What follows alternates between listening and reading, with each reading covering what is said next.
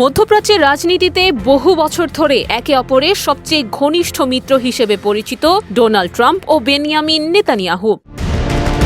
কিন্তু এবার কি সেই বন্ধুত্বে ধরেছে ফাটল? যে সম্পর্ককে একসময় অটুট বলা হতো, সেটি এখন আন্তর্জাতিক রাজনীতির নতুন আলোচনার বিষয়। সাম্প্রতিক এক ফোন আলাপকে ঘিরে উঠেছে প্রশ্ন, তবে কি ভেঙে যাচ্ছে ট্রাম্প নেতানিয়াহুর বন্ধুত্ব?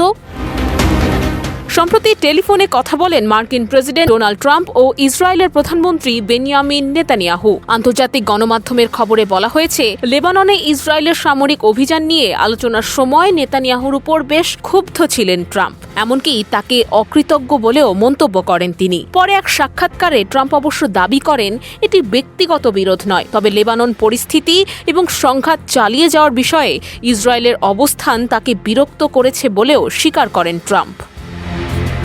অন্যদিকে নেতানিয়াহু বিষয়টিকে স্বাভাবিক মতপার্থক্য হিসেবেই দেখছেন। তার ভাষায়, ঘনিষ্ঠ মিত্রদের মধ্যেও কৌশলগত বিষয়ে মতভেদ হতেই পারে। বিশ্লেষকদের মতে বর্তমান অস্বস্তির মূল